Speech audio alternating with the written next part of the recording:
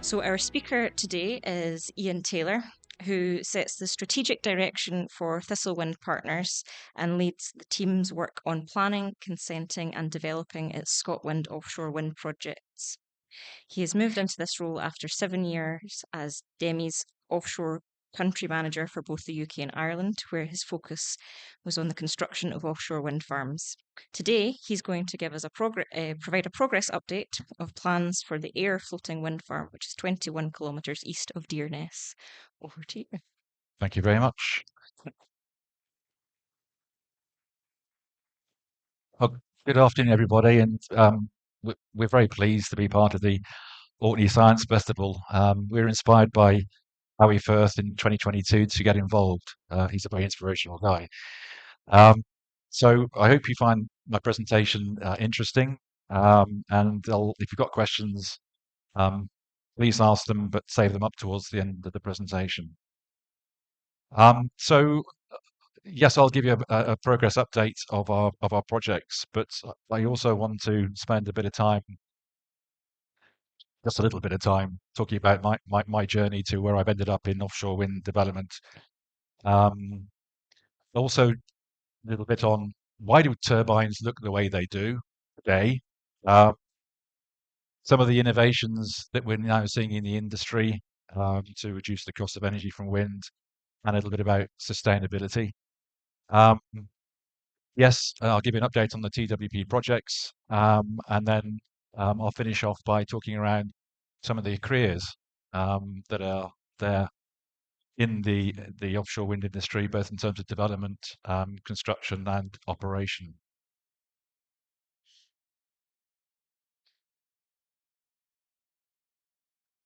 So just a little bit about me. So I started work as a mechanical engineer, working at Rolls-Royce, designing jet engines, or playing a small part in the design of jet engines. Um, Working then in the energy industry, and since 2002, working in the renewable energy industry. I'm now working with TWP, and we're developing two offshore wind farms, one of which is around 35 kilometers off the east coast of Orkney. But more about that later. Um, so I've always been interested, um, I think, looking back on my career, in the conversion of energy or natural energy into something useful for ourselves. And I guess the road kind of started for me when I was 17 in high school. And I don't know, for some reason, I was quite interested to understand what would happen if you had different types of blades um, on a wind turbine. And this is back in me, 1982, 1981. So I built kind of a rotor out of Meccano, connected it to an altimeter, and then stuck three balsa wood blades on it, where I could just adjust the pitch and the kind of the shape of those balsa wood blades, and to see how that affected the current coming out. So that was my start in life as a wind turbine engineer. But it was another 25 years until I actually ended up being in that industry. So I thought I would, please indulge me, I thought I would sort of kick things off by doing a little bit of a comparison between jet engines and wind turbines. A strange thing to be talking about, but I think you'll see that there's definitely some commonality and some key differences as well. So a jet engine basically converts air coming through the gas turbine into forward thrust, and a wind turbine converts that air coming through a wind turbine into electrical engine energy. The similarity here is that the power that they both generate is due to the change of momentum of that volume of air coming in and then going out of the unit. Um, the turbofan, or the jet engine, if you like, and I'll show you a cross section of it here, is designed on the principle basically of suck, squeeze, bang, blow. Oh. So, in essence, what you've got here is the air comes in through here, through the turbofan, into these compressor blades, compresses it to high pressure. It then passes through the combustion chambers here, which then obviously heat and expand that air, and it is fired then through these turbo blades here before it goes out through the nozzle. And that additional momentum as it goes of the air as it goes through here and fires out the back is what drives um, the aircraft forward. Now, in the 1970s, Rolls-Royce, who I was working for, designed the turbofan, which is this grey piece here. And the whole main purpose of that is to increase the volume of that air that's passing through here. So you see that, you can imagine the volume of passing through these, what's called the bypass section, really, really increases the momentum change of the air coming through the jet engine. So that's the jet engine, if you like. Um, Turbine is, if I come on to next, is you see on the right-hand side there, and I'll talk about this a little bit further on, but basically, as you know, the air comes through, turns the turbine, it then goes through a gearbox, which then increases the rotational speed from a relatively low speed to a high speed. Then that rotor at the higher speed turns within the generator to generate electricity. And you've also got a yaw and a pitch system. The yaw system turns the turbine to face the wind, and the pitch system twists the blades to maximize the, if you like, the um, energy generation from the wind.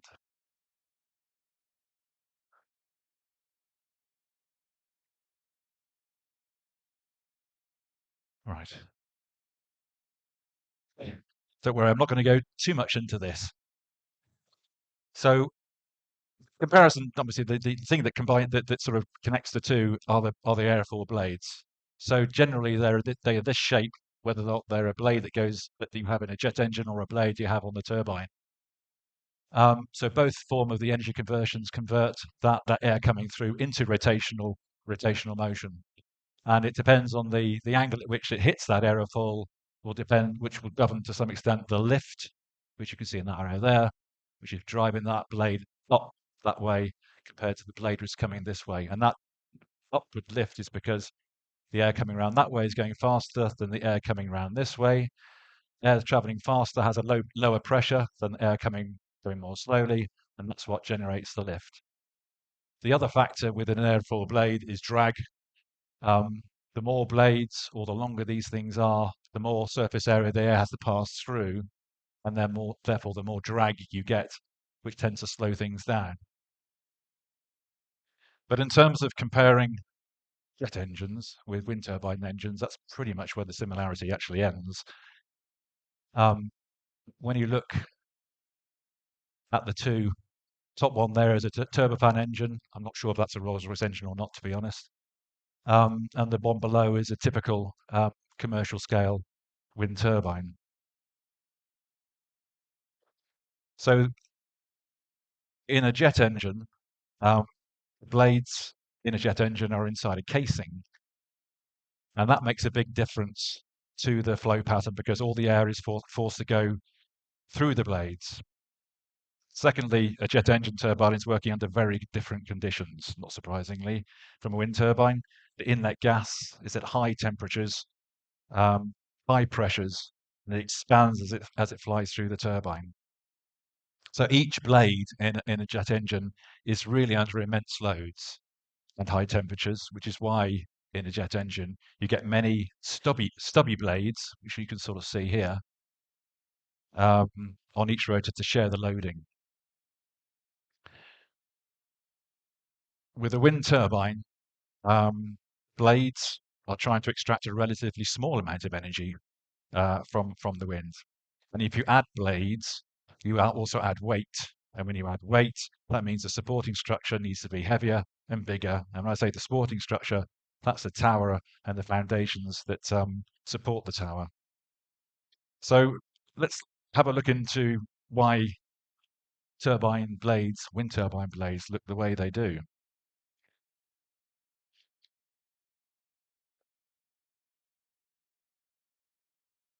So to do this, we really need to understand how the energy is extracted from the wind.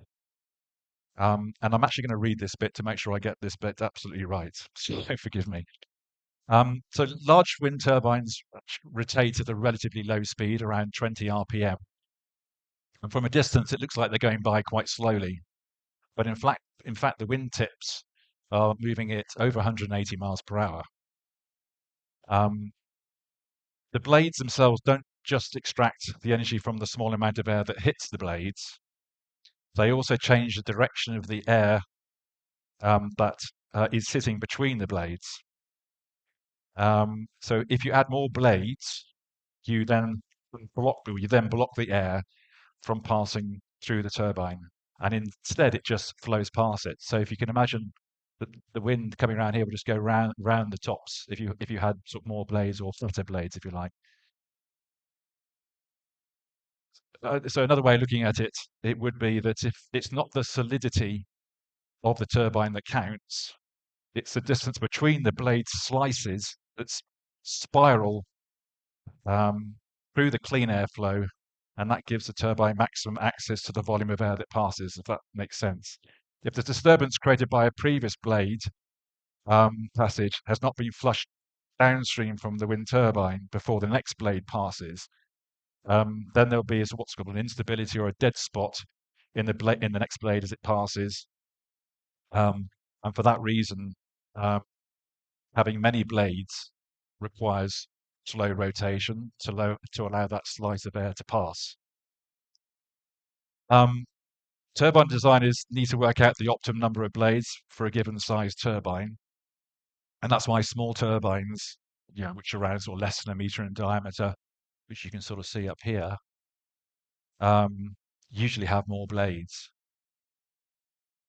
The old style windmills or turbines that you see here are not very efficient, but they don't really have to be. Um, to do what they have been designed for. In this case, for instance, they've been designed to pump water.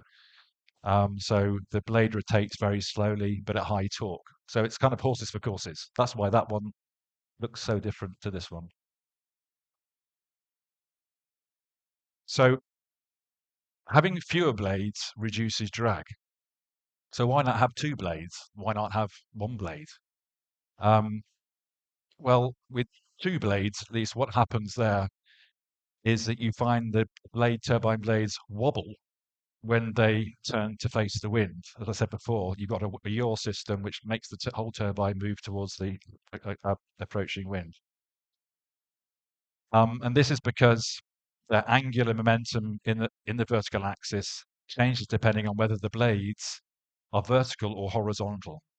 With three blades, the angular momentum stays constant because when one blade is up, the other two blades are pointing at an angle, so the turbine can rotate into the wind smoothly, rather than with a two-bladed machine, when they turn into the wind, they tend to wobble. Another way of looking at it is that three blades will have uniform thrust on the generator as it turns into the wind. So that just makes the design of the turbine better, less loading into the rotor system. Um, Also, it's worth saying that you tend to certainly not have two-bladed wind turbines. You do see a few. I've seen one or two on the islands here as well. But they tend to have a different sort of noise pitch, which is more annoying than the noise pitch from a three-bladed turbine. Not such an issue when you're 30, 40 kilometers offshore. So I'm going to ask a question. I don't know if anybody wants to, probably without a review mic, is going to be difficult. But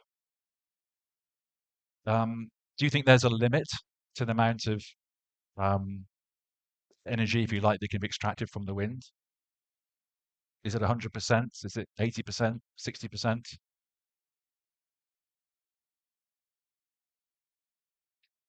Anyone to give a guess?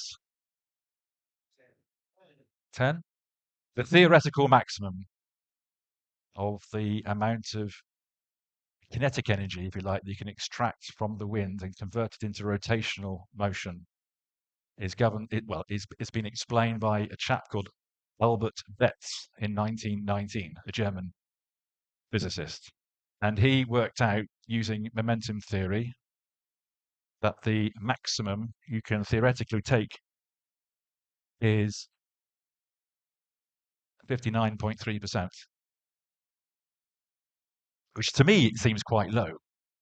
Um, but and I guess one way of looking at this is that suddenly it's impossible to get 100%. If you've got a 100% efficient system, then that would mean that all the wind would need to stop when it reached the turbine blades. And then what would happen to all the wind behind it? It just wouldn't work. So there is 100% is impossible. There's obviously a curve which does something like this, and the peak in that curve using change of momentum theory is 59.3%. Now, modern turbines, the big ones you see, get kind of close. They get to around about 50% efficiency. Um, so, and I guess that, that to me, that's quite interesting. The other thing to note is that high wind speeds are obviously quite important, but it's important because the power that's generated from wind turbine is proportional to the cube of the wind speed. So that's why it makes it absolutely critical that you put your turbines in the right places. So the diagram on the right is actually a contour plot of, if you like, wind energy or wind speed. Basically, it's the same thing in this case, because you're just looking at the changes in the differentials around Europe. As you can see here, that certainly the around the UK, wind speeds are generally pretty good, pretty high, and certainly off Scotland, you've got the best wind speeds in Europe.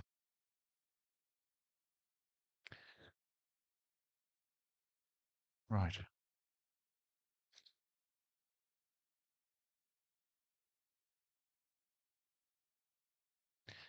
So the wind industry is continuously innovating. Um, and the reason why it obviously needs to do that is that it's looking to always reduce the lifetime cost of energy from a wind farm.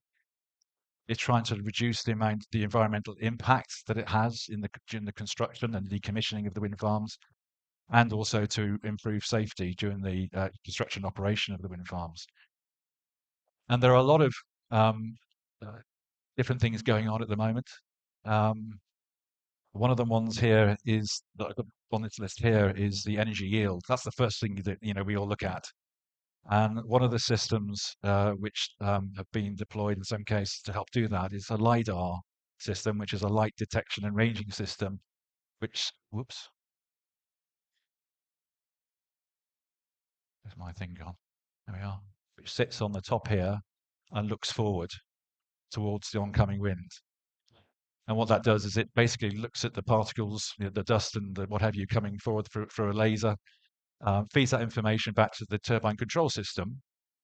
And then what it does then is it sends a signal to the pitch in your system so that in advance of that wind coming, the turbine is sort of just twitching and moving around to adjust so it's in the optimal, it's presenting itself most optimally, if you like, to the oncoming wind. And that helps obviously in the overall efficiency of the operation. Another area where there's a lot of innovation going on is in the design of foundations. To fix these jackets, if you like, to the seabed, they've got what's different types of fixation systems. Some of them are sort of piles which get driven into the seabed. Some of them are drilled into the seabed, and some of them are actually got suction. They're called sucked into the seabed as well. Now, the piled foundations need to be driven in by a pile hammer, and that creates quite a lot of noise and obviously has an impact on local mammals, sea mammals. Um, and so there are a lot of techniques to try and bring that noise level down when you're piling. One of the techniques is using bubble curtains, so double or triple bubble curtains. Um, One of the new techniques is a thing called IQIP blue piling. And later on, I got a video of one of the vessels, heavy lift vessels, actually doing some piling work. But basically, it's a big pile hammer which is operated from the hook of the crane, sits on top of the pile, and bangs it in.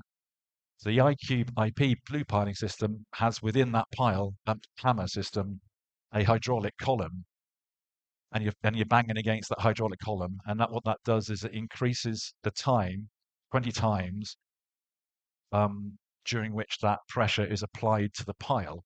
Now, doing that reduces the noise, and it also reduces the stress levels going into the pile itself. Um,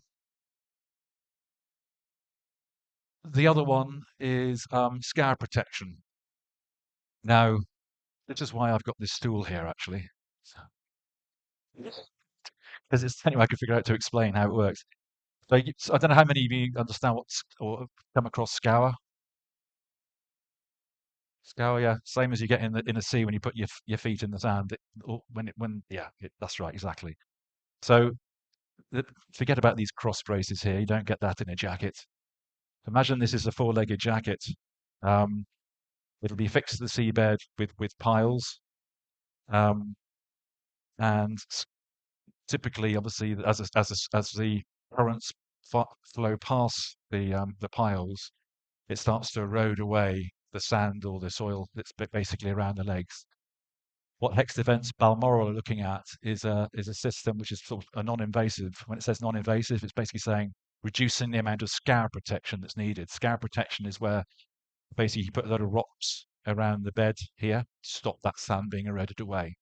But what they've come up with is a design whereby the surface of the pile itself has got a sort of hexagonal profile around it, and that disturbs the water flow around it, reducing the amount of scour. Um, cables. Uh, so the cables that connect the wind turbines to the offshore substation, I've got a sort of diagram showing all the various components of an offshore wind farm. So those cables are typically at 32 or 64 kV. We're now looking at using 132 kV.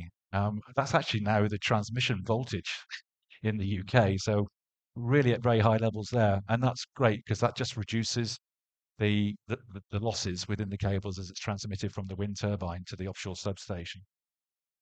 Floating wind, I really don't have a slide that's big enough to list all the innovations in going in floating wind.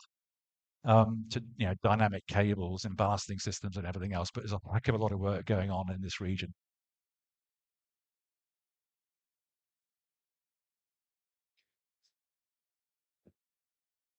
Whoop, thank you. Oh dear gosh. Right, okay. Actually, that's good thing I've gone back because I've actually missed one. Right. So, again in foundations, and I can go back to this my prop here. So when you install this kind of unit, the first thing you do is install the piles. So they go into the seabed with like a template, so they're in the right place. Um, the jacket then goes and sort of sits over the top, and then it has little legs or pins which sit inside the piles. Now, traditionally, they are fixed. Those little legs are fixed within the piles using cement or grout. But grout takes, 24, 48 and more hours to cure. So you've got vessels hanging around doing nothing while you're waiting for that to cure. Also, there's all sorts of equipment that's needed in terms of packers and seals and everything else. So so there's a new system whereby they can use wedges and everything else to eliminate that grout. And doing that is great because it eliminates the CO2 from producing the grout. It's quicker to install, so you get generation sooner. There's no need for all that equipment and fewer vessels needed to install. So it just brings down the overall cost. Sustainability, yeah, I mean, by definition, what we're doing in developing offshore wind farms and building offshore wind farms is sustainable, but we also need to continuously look at how sustainable are the various activities that we're doing and trying to reduce the amount of, for instance, CO2 emitted during the construction operation of the wind farms, and how can we reduce waste during that process as well.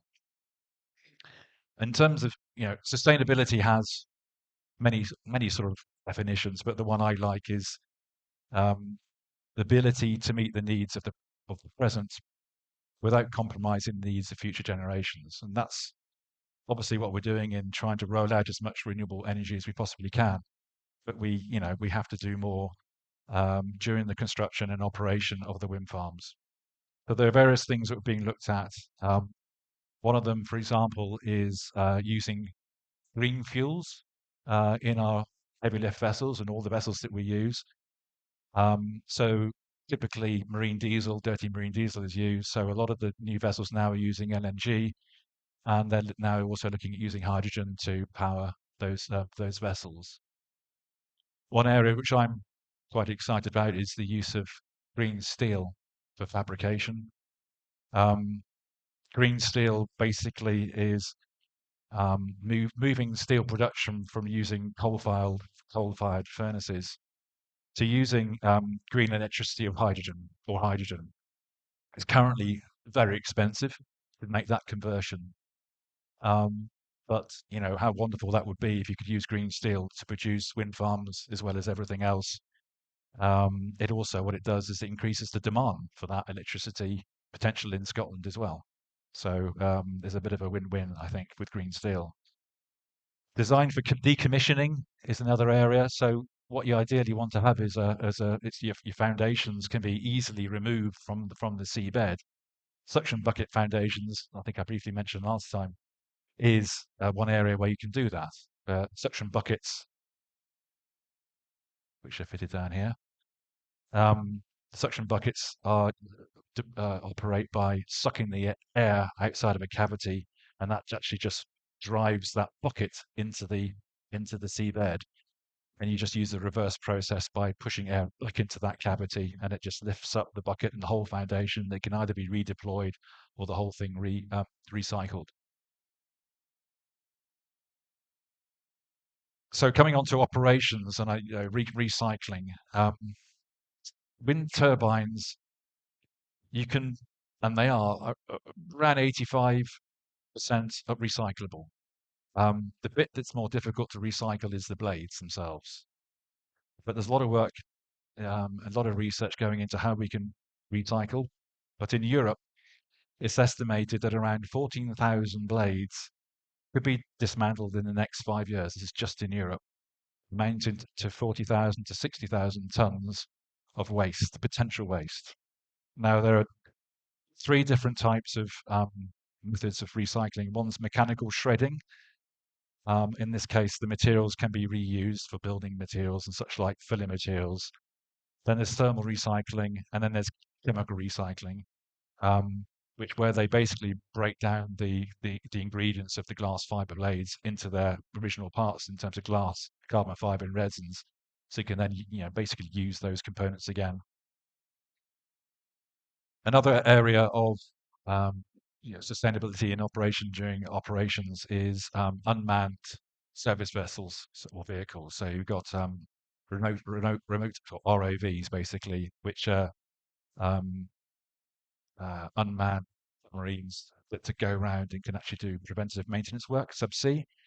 And then you've got drones who can go and just monitor what's going on in terms of the wind farm without sending a crew offshore.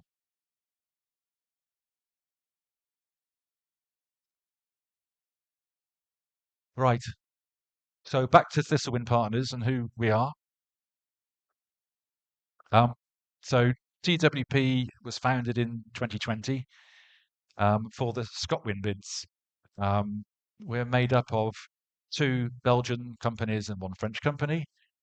And together we bring around 60 years of experience in renewables.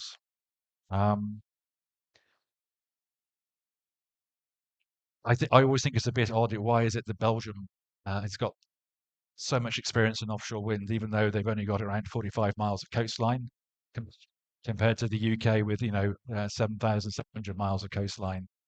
But it's largely down to the fact that they've developed their marine industries to such an extent because it's a flat country. They're looking at defence systems and everything else, dikes. So like Holland, both Belgium and Holland have got a very well established offshore marine industry. Um, So, they are sort of natural partners in the offshore wind industry, and they're bringing some of that experience. Hopefully, well, they will be bringing that experience to the TWP projects.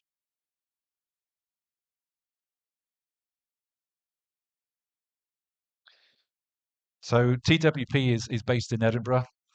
There's about 45 of us who are developing the two projects. Um, these are the two projects here. So the first one is the Air offshore wind farm, which is this rather odd shape here. And it's around 35 kilometers, sorry, yeah, 35 kilometers off the east coast of Orkney here. It's a 1,000 megawatt wind farm. It's in relatively deep waters, so around 90 meters of water depth. So it's going to be a floating offshore wind farm, and I'll talk a little bit about that in a second. It's got a radial connection to Caithness, which then connects into a substation around here. The other project we're developing is Bowden offshore wind farm, which you can see here, which is a similar distance offshore from the Aberdeenshire coast. It's also 1,000 megawatts. They're both pretty much at the same stage in their development process, which is sort of briefly shown here. Um, so when we're developing our project, it's in sort of three or four key phases. The first phase, which is what we're in now, is the consenting phase. So we're preparing our planning applications. We're doing preliminary concept designs, based on the information we're getting from the seabed, and also environmental information we're getting as well. The next stage is uh, more detailed design and procurement phase, sort of in this phase here, once we get our planning consent. Third stage is basically trying to get to financial close, so raising all the financing for the project and closing up all the main contracts. That is quite a task in itself when each of these projects is a multi-billion-pound investment. And then the final stage is construction. So we're basically looking into sort of the 2030, 2032, 33, 34 as our construction period for both the projects.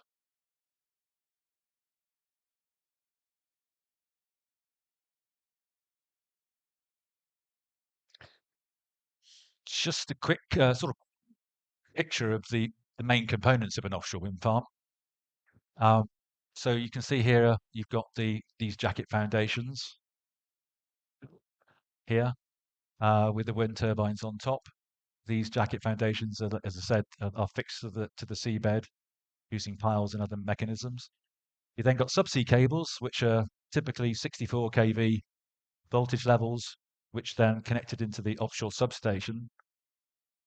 And the offshore substation has transformer, switchgear, and everything else, which takes the voltage up to anything above 280 kV um, through an export cable, usually two, three, or four circuits, and then those export cables run until you get to the landfall.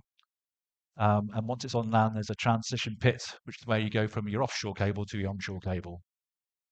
Then they continue underground until they then connect into the onshore substation. And this distance here will be governed by basically where the SSCN's substation is. Um, and then from this point on, it then becomes, if you like, the responsibility of National Grid or SSCN to then export it into the transmission system.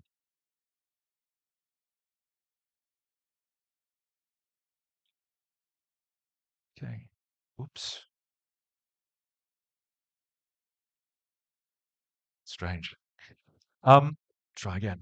Right. So this picture somebody in my office gave me is that perhaps give us an idea of the sort of size of turbines that we're looking to. Oh, apologies. There we go. Sort of size of the wind turbines that we're going to be installing roughly. So this is a Vestas wind turbine nacelle. So this is the bit that just sticks at the very top. Um, Onto this will be eventually, once it's however many meters up in the air, will have the wind turbines attached to it. Um, this is 12 meters along here by 12 meters and then 24 meters long in that direction. These containers here house the transformers and other equipment, and these up here are the coolers. So yeah, quite a substantial piece of kit.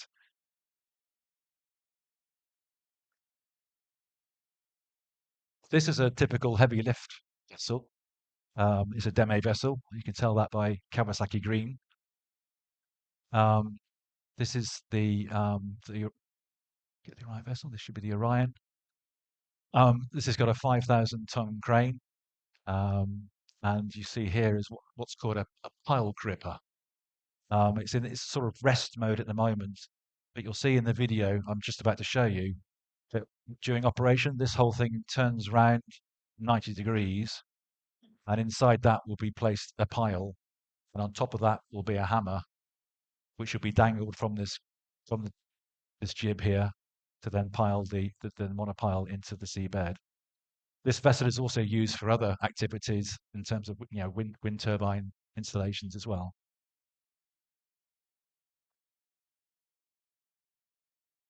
So I'm just going to show you a quick video which sort of gives a rough idea of the different installation techniques used for different components. This is for a fixed bottom foundation project. It's without music.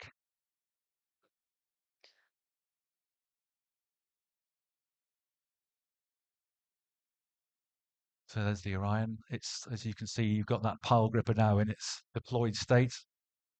Um, and as I said, you've got the pile in there, and then you'll have a hammer on the top. So that's now currently flashing the pile into the seabed. Now, you would often have what's called this triple bubble curtain all the way around it to try and minimize the sound from that piling up operations. There a nice bit of sea rock coming, obviously here, but this is now installing those piles on a jacket. This is actually the offshore substation here. So these pin piles are the ones I talked about down here. Here, it's installing what's called the top hat, the transition piece that goes on top of a monopile, and that sort of is basically on top of that sits the wind turbine. The vessel here is the cable lay vessel. So these are the carousels that hold the cables. So you can see there, it's now going in. And there is some rock, which is sometimes used to protect the cables once it's been laid. So, very quick video and a very quick snapshot of an offshore wind farm construction.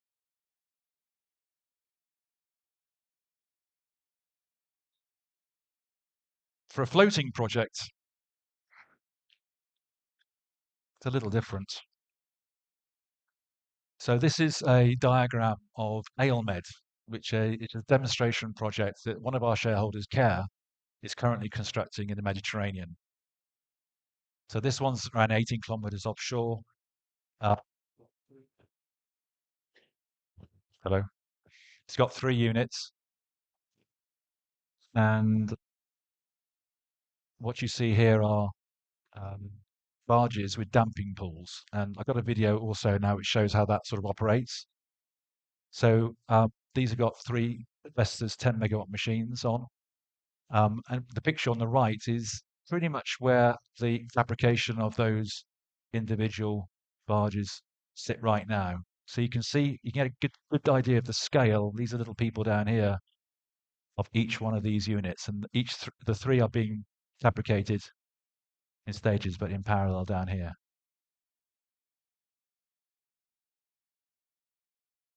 So the video I'm going to show you now sort of shows some of the challenges that we face in terms of dynamic cables and everything else. It's in French because it's been produced by Care. So here you can see the damping pool in operation, and that helps to just keep the barge relatively stable once it's floating in the water.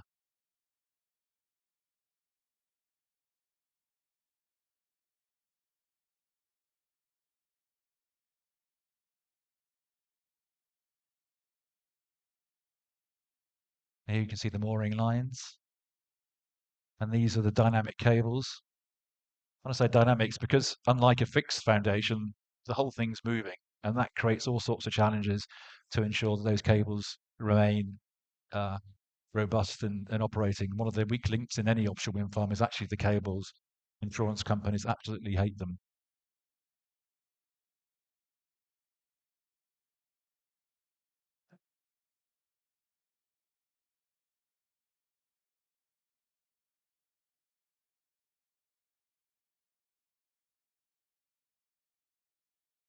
So there's an O&M vessel moored alongside.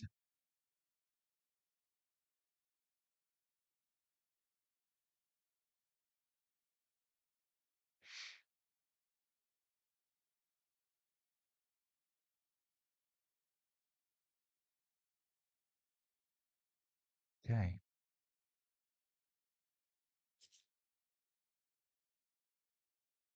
Now, for the air project of TWPs, we've not yet selected which technology we're going to deploy in terms of our floating wind technology. There are different types. I said this is the barge pool concept, but there's things called tension link platforms, semi-submersibles, which we are still sort of working through to decide what is the best floating technology given our site, given the metocean conditions as well. But it's also to do with the supply chain and the whole logistics piece around how we um, install these units. So I just want to sort of finish off by talking through just briefly some of the careers in renewables, of which there's a whole range. Um, so you have engineering and design, which includes offshore structural engineers, electrical engineers, mechanical engineers who design the offshore wind farms, platforms, and associated infrastructure. During the construction installation, you got project managers, site managers, surveyors, riggers, crane operators, and marine coordinators. When you go into operations, and it's hoped this the two wind farms here will be in operation in the mid 30s. So the children in school today have can develop their careers to become offshore wind farm operators. Um, there's a need for technicians, engineers, support staff to maintain the turbines and other equipment, ensuring optimal performance and safety. And just why I mentioned about this one, TWP is also funding a STEM program together with the University of Highlands and Islands to train individuals, to train teachers in more remote schools to improve the way that STEM subjects are taught to those particular, primary school children. And it's then hoped that more of those primary school children will then enter into STEM subjects as they go into secondary school. Health and safety is important in terms of ensuring compliance with safety regulations and environmental standards throughout the project life cycle.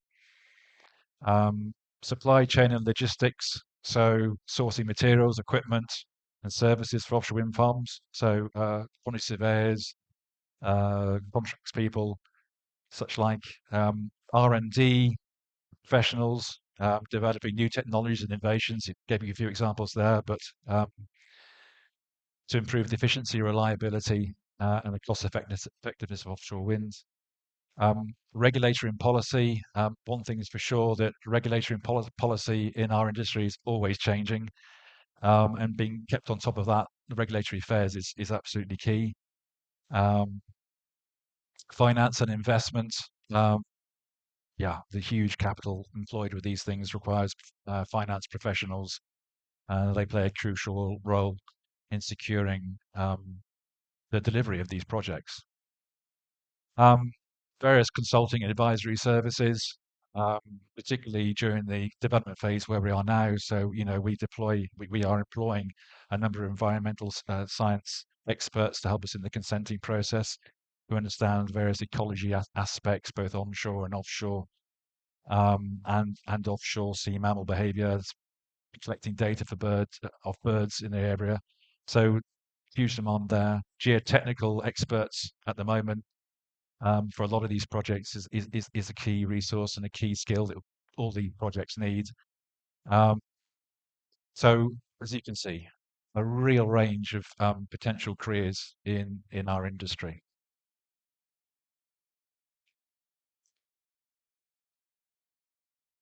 So, I mean, that brings me to the end of my presentation. I hope you found it interesting. If you've got any questions, please fire away. I may not be able to answer all of them. I may be able to answer some of them. So we'll take away those questions that we can't answer here, and we'll make sure we get back to you.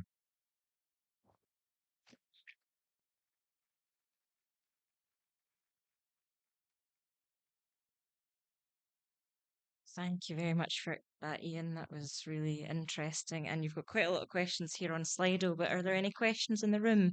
We'll get the microphone over to you. So, oh, right there, right in the front. Good. What is the average lifespan of a offshore wind turbine that is non-floating? It's non-floating, Yes, is not floating. at least 25 years.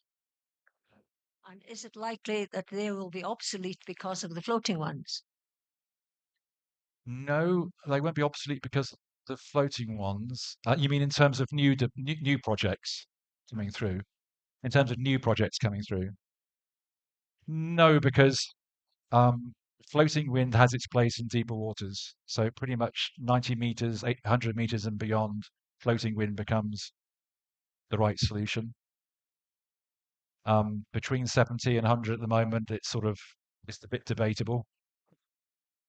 But as you know, most of the wind farms you certainly see around Europe are built in water depths of less than 60 or 70 meters. Yeah, wind is actually my industry as Is well. it? So if you fully would, I don't want to help answer your questions, but Please. from the some of the developers we've been speaking to, they're looking at a minimum lifespan of 35 years for the next generation of offshore wind, Mm. just because the technology's advanced so much in the last 20 years. So there was another hand while you're working your way up. Oh, I don't think you mentioned the mooring of your floating wind farms. No, I didn't. No. And how do you go about major maintenance with them?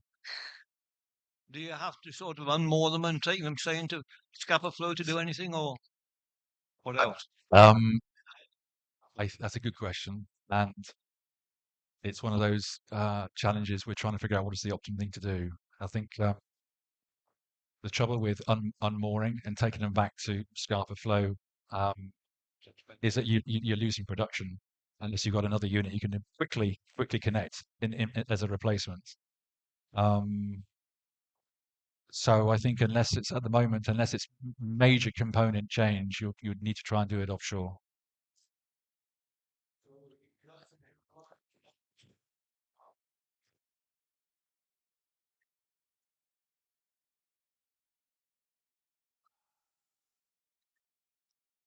so it would Yeah, depend on what the engine I was. think you would need to have floating vessels with good DP3 capabilities with good you would, and that some of those bespoke vessels are not there yet. So is it, hmm,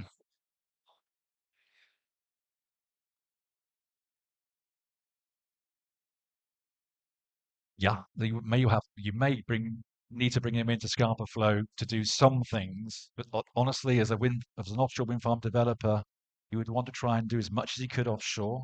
But and I think at the beginning you'd be bringing it in more into Scarpa Flow, but hopefully as time goes on, you'd be developing techniques and bespoke, O&M vessels to actually minimize the amount of time you bring it into Scarpa Flow.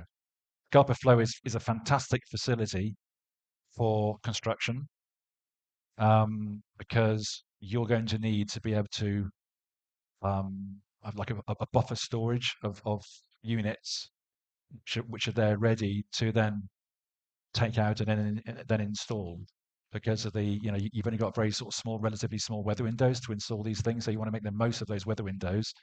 To make the most of those weather windows, you need a number of these things in Scarborough Flow ready to go. Exactly.